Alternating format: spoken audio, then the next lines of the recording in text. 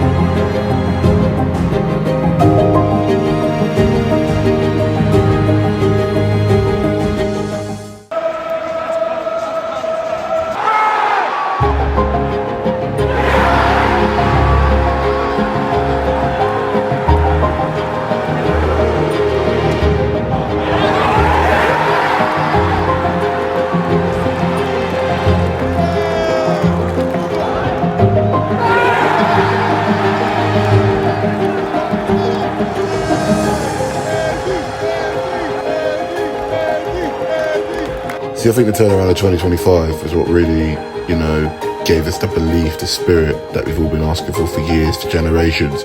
This is a team that's building up to something. You can feel it in your bones. And from being in the bottom 3 to not winning in our first 8 games to having an horrific start to the season to then do the double over our rivals, Brighton and Scum Army, as I like to call them, was an incredible achievement, and it gave us that belief and desire to really, really push on and make sure we end the season on a high, or if not, take the club to the next level.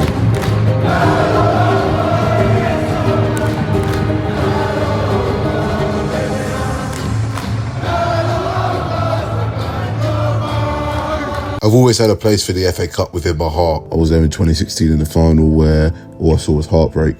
To go 1-0 up with Everton, to go and to lose it, in the manner we did in extra time, whilst the opposition, Man United, were down to 10 men, was absolutely devastating. And I've always had the confidence and belief that we could always get close to winning. Every time we've gotten close, we've fallen. It's always been on the cards for us to win. Of course, if you win it, you get Europa League football. Could we do it? Of course, I always believed.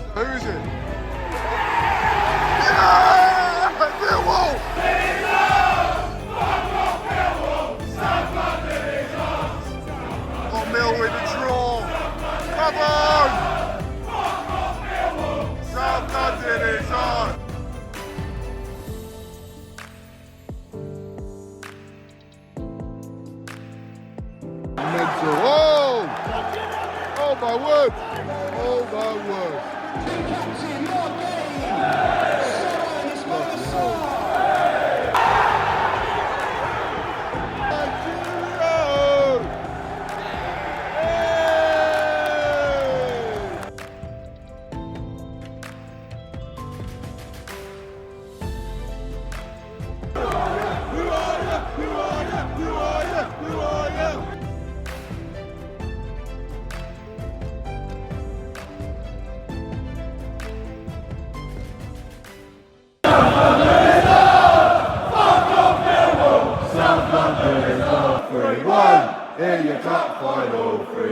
Knowing that I'd be missing the FA Cup quarter-final away to Fulham, I was disappointed, I was upset. due to be landed from Morocco on the same day. However, the players did not disappoint. We won by 3-0. Eze with a scorching strike, Sava brilliant header, and Ketia killing the game off with a third goal on the counter. 3-0 against Fulham. Wembley to the semi-finals. Here we come. Brilliant away day, and another quarter-final where we win once again. And this was when, from this moment on, I said to myself, we will win the FA Cup. Believe, people.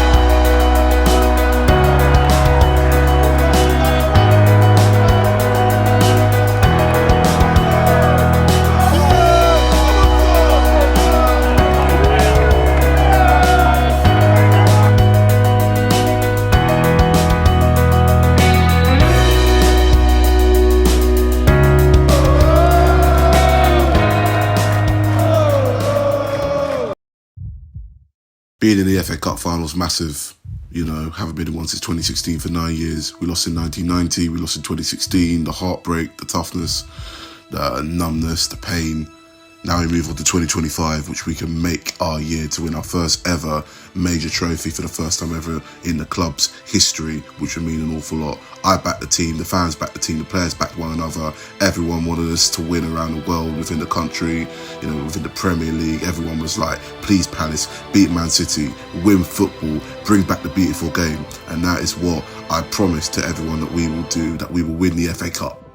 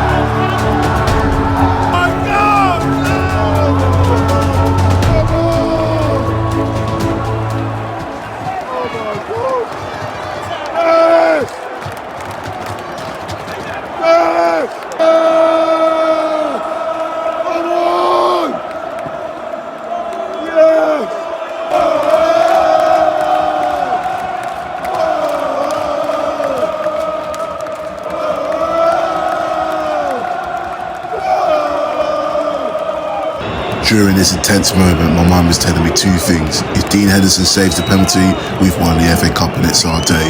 If Mamouche would have scored past Dean Henderson, it would have been 1-1 and our hopes of winning silverware would have faded away.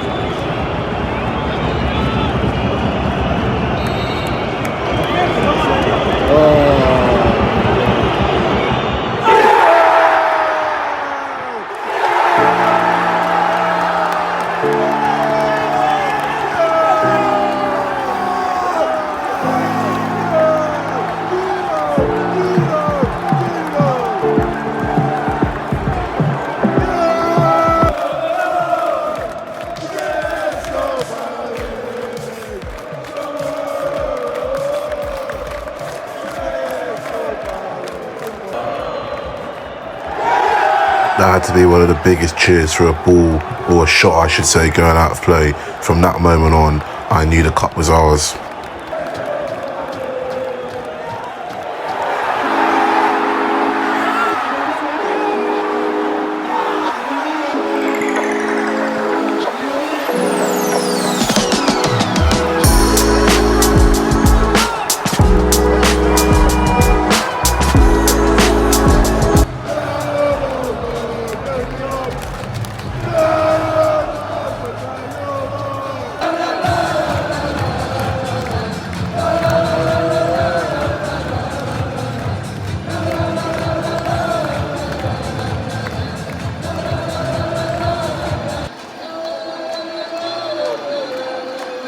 Come on, man.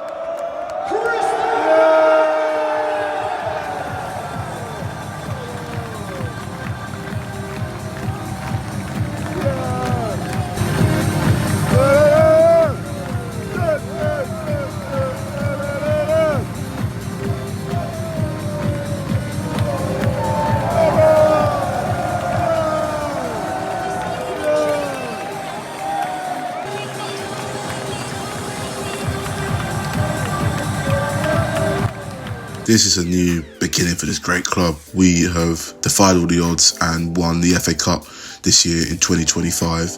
From going from round 3, round 4, round 5 to the quarterfinals, semi-finals and the final, winning it.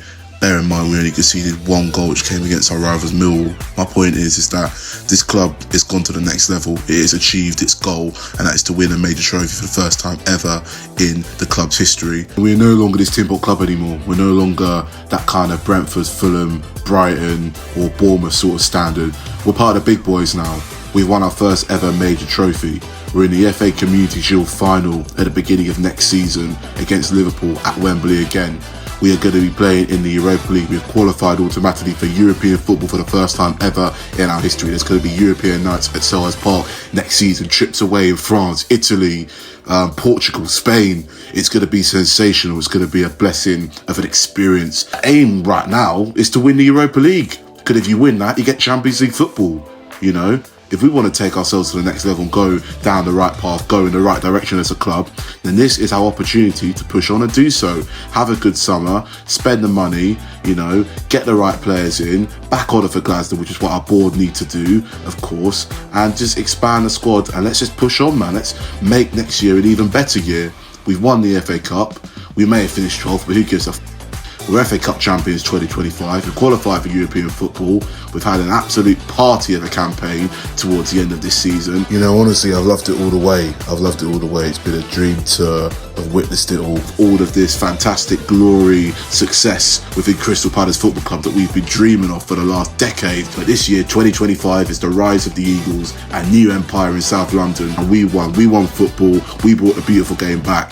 And 2025 is our year. And it's been absolutely magnificent. And honest to God, this has been the best year of my life being a Crystal Palace fan, and I will never ever forget this season, let alone this entire experience. A massive thank you for the support this season. It has been unreal.